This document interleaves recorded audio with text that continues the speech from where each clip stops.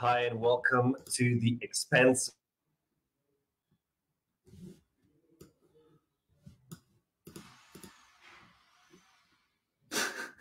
If you don't know, we are recording the Expansive podcast live on LinkedIn and on Facebook every Wednesday at 3 p.m. South African Standard Time.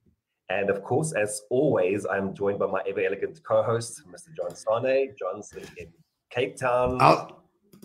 What's up, everybody? How are you doing? Yeah, I'm very good. Thank you. We are now starting to have a little bit of sunshine again after about a week or 10 days of rain. So feeling good, feeling upbeat. Also, I've got myself okay into cocoon mode to be okay with lockdown 87,353. And so, all good. Very good.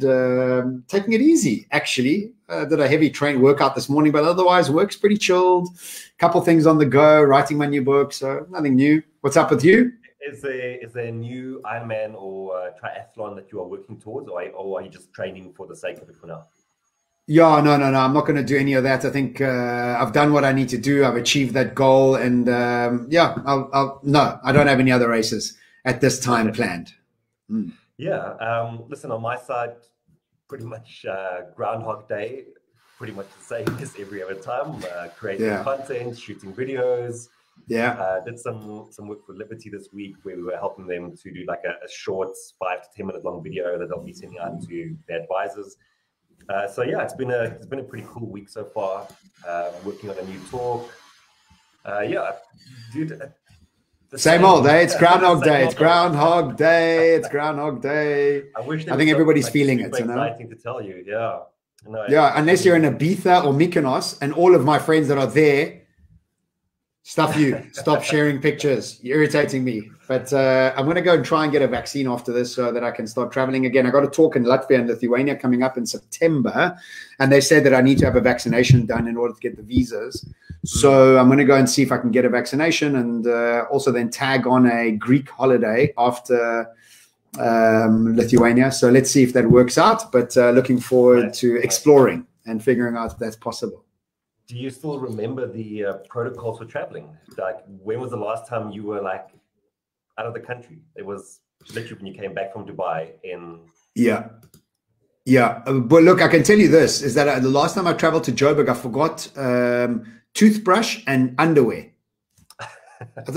I don't even know how I packed like that. I get there and I don't have a toothbrush and I don't have any underwear. I'm like, my God, how did I pack? So I'm a bit out of I'm a bit like, I need to get my packing sorted again. But rearing to go. Like, got a couple inquiries from South America and like a couple exciting things that could possibly happen. So really looking forward to that opportunity coming again to start doing some traveling. Listen, so today's episode is titled Evolution and Experimentation. And the reason why we thought we would speak about this is because the Expansive, it kind of started off as an experiment, right? And in many ways, it was a big experiment that we thought, like, let's run this podcast, let's see what happens with it.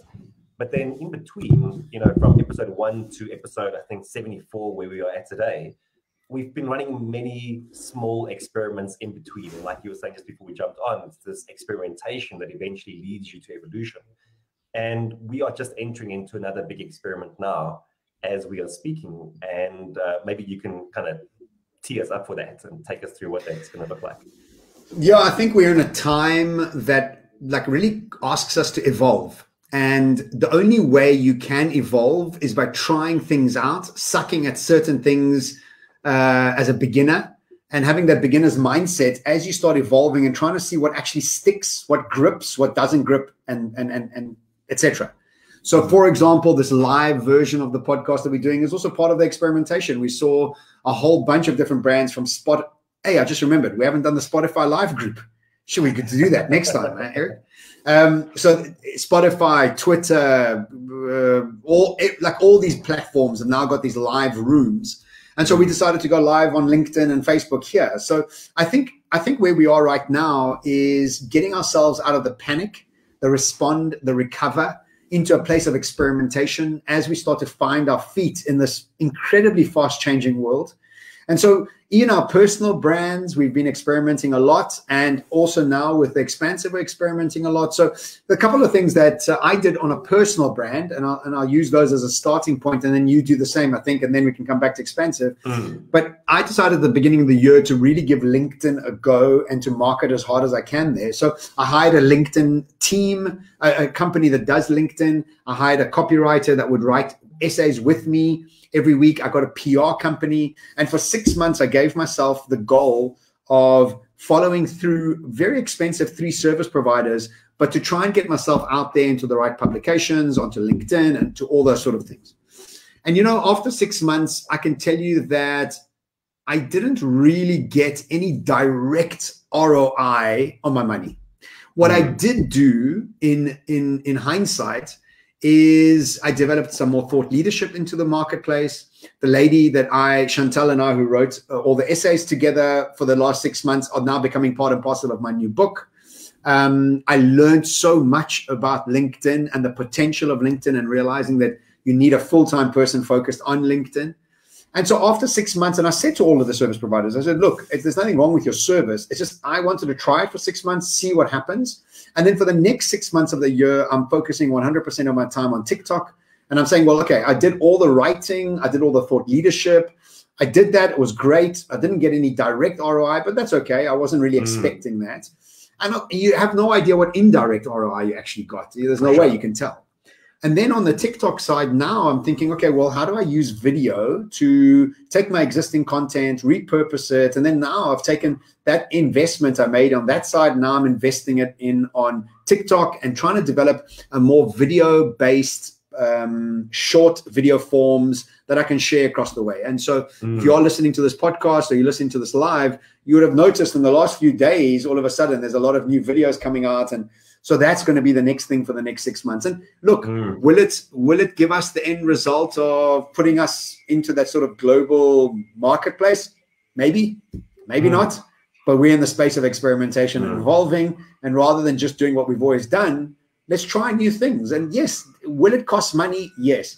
Do you have a guarantee that money is going to give you anything? No. But you're in the marketplace and you've got to be experimenting and trying things out continuously. Otherwise, how do you evolve? How do you actually get grips with something new? Tell me what's happening for you. I want to quickly just say 2 things then. So number one, if you are very interested in seeing John do some dances on TikTok, then I think his username is sexydancer1906. What is it? I'm correct, right?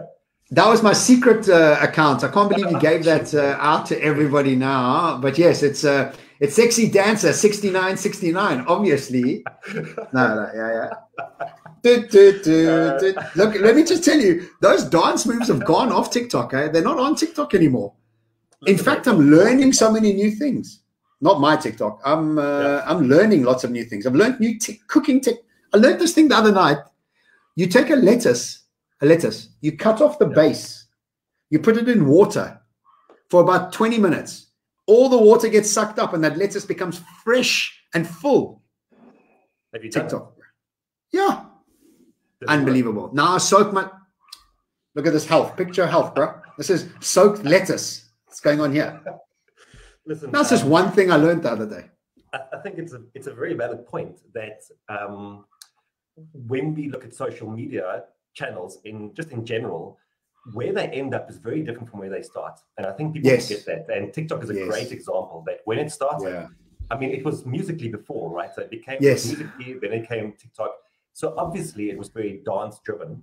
And I think if you're in the entertainment space, it's still going to be the best platform for you. It's going to give you the most amount of growth. But there's definitely a shift that's happening where now there's a lot of education-based content. Big time. It's become more mature in many ways. Big time. In fact, I sent Anita, my business manager, lots of TikToks, and she's like, can you please stop doing that? It takes me down a tunnel. And I said, you know what's so funny? Imagine universities were built like TikToks and you were going down a tunnel of learning.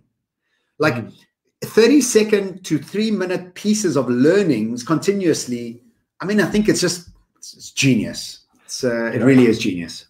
I mean, I don't want to stray too far off the topic, but it's going to be interesting to see where this ends, because I find myself, even with a TikTok that is 20 seconds long, getting bored if I don't get the dopamine hits quickly enough, right? Yeah. That's 20 seconds. So I'm Yeah. interested to see where this ends 5 years down the line. And what's interesting to me is that I can sit on TikTok, get bored after 10 seconds. I can watch a YouTube video that's 30 minutes long. Yeah. Right? Like, it's weird, it's huh? interesting how your expectation of the platform changes how you engage with the content. Absolutely. I agree. Yeah, so for me, experimentation this year has definitely been very video based, I think, and like YouTube has been my bit of a sort of project of love since the start of the year, and I've really gone deep in trying to understand how does YouTube work, how do you tell a better story, what does digital storytelling look like. Got a camera, like taught myself a bit of editing. Like I've just really enjoyed the process of learning a new skill as well in this time, because I think what often happens when you just outsource things immediately is that you don't develop your own style, which is an important thing, that you are always evolving as well, right? Like your look and feel of your brand always evolves over time. And I think if we just outsource that immediately, then what you are essentially getting is someone else's look and feel instead of your own. And so with YouTube, that's kind of what I wanted to do, is like dive in, experiment, try different filters, try different ways of editing, try different ways of doing a video, try different ways of telling a story, and kind of see what does my style look like when I do these sort of longer format videos. Because on YouTube, I'm typically doing about 10 minutes a video. But then I've also been doing the shorter ones on Instagram Reels and on TikTok.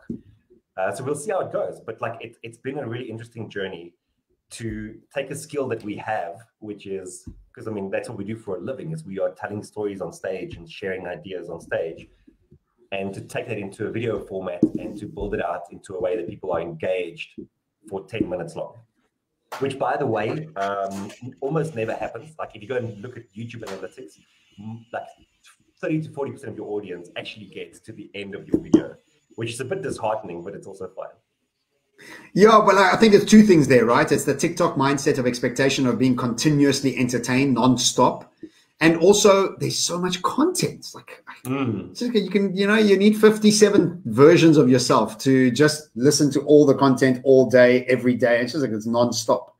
So I think it becomes really tough to choose what you're listening to, and how often you're giving it time and energy. And yeah, so there's a lot there. So well done. I think also if the people listening haven't checked out Erik's YouTube page, go check it out. He's done really good work there. He's put a lot of effort in. You're very meticulous about what you do, and I think it's well done. I've seen you evolve through it, and I love the fact that you're learning so many new things and bringing none of it to the Expansive. So yeah, thanks so much for that. So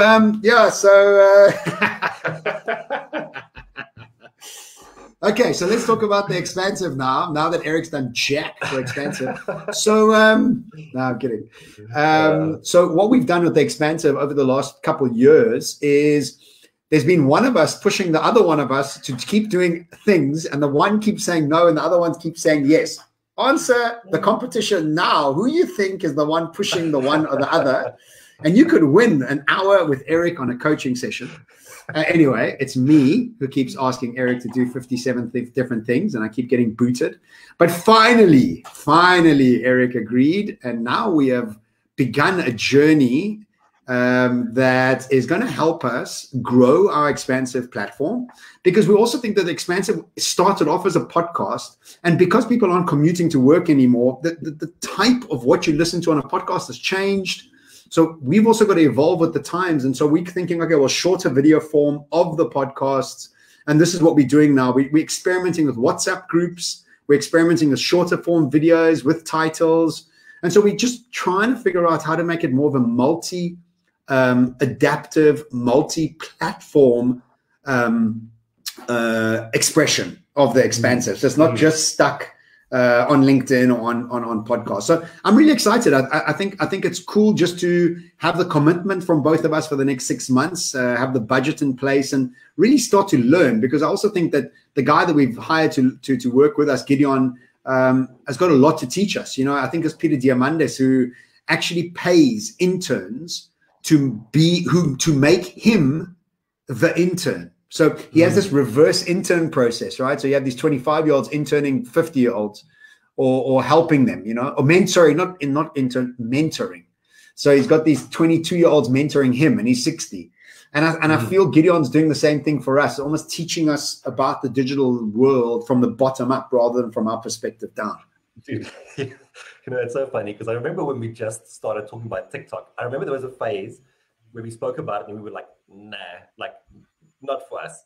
And then there was a phase where we were like, okay, I think I need to do this, but geez, I don't know where to start. I don't know how. Yeah. And then we figured out what you do is you hire someone who's way younger and who actually understands the platform, right? Yeah. So that's quite funny. But I think to kind of add on to what you're saying is that what the Expansive has become is, number one, like there's a lot of commitment from both of us to show up every week and do this. And it's been great to have that commitment. And often, we don't necessarily know what we're going to speak about on the day, but like it comes to us, we have the conversation, and there's always something valuable that sort of pops out. I learn a lot. We hope. We hope something valuable pops up.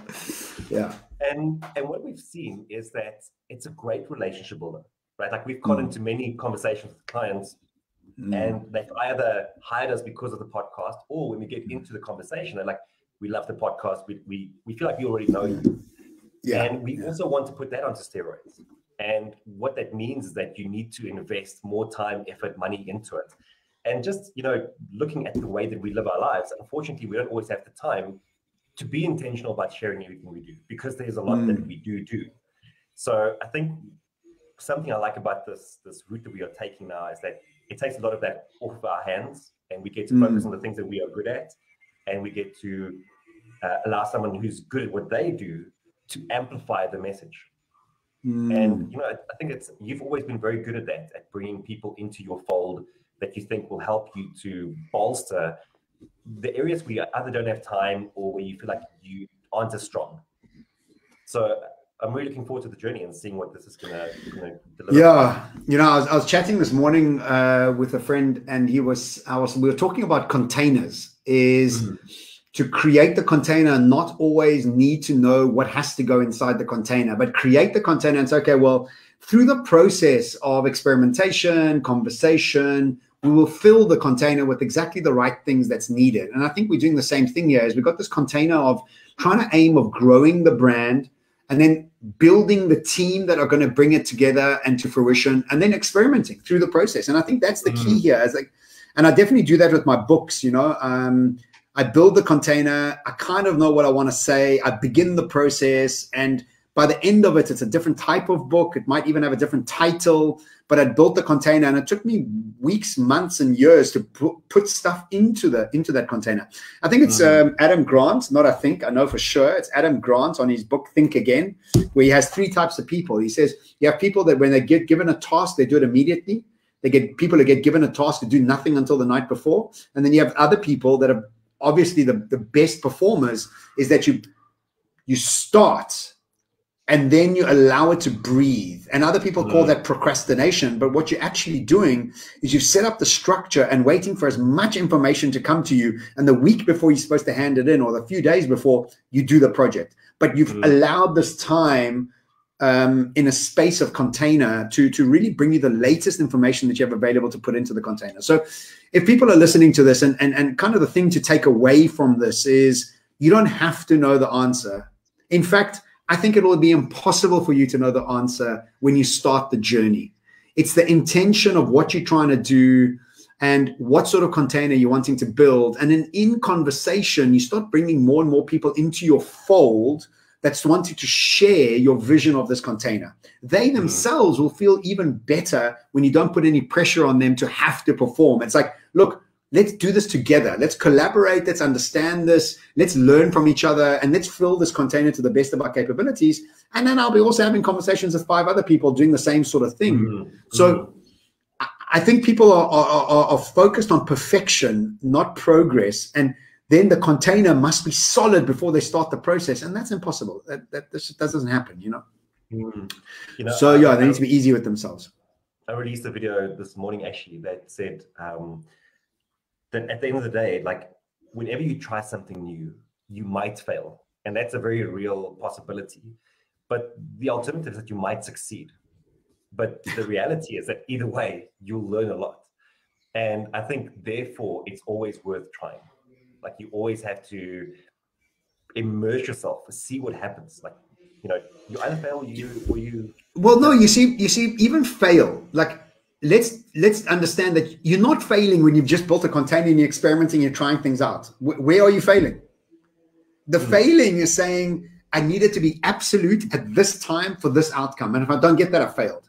But if I'm saying to you, I'm going to bring a book out in August, the failure is to not bring it out in August. But the process of getting there, those are just iterations and revelations and expansion and a whole bunch of different things. There's no such thing as failure. Failure is only looking for addiction to outcome. I agree with you, but I mean, if you don't bring your book out, if you had this in mind and you said, I couldn't like pick my book out, that's fine. You failed at bringing your book out on that specific date, but you still learned something in the process, right? Like there was still fair enough. Fair enough. So you be making these videos and not writing your book that's coming out in 2024. What's going on here? Tell us about your book. Like what's going on? it's on it's on track for 2021, 2022, 2022. Listen, okay. I wanted to wrap up. Yes. I see we're getting on time here.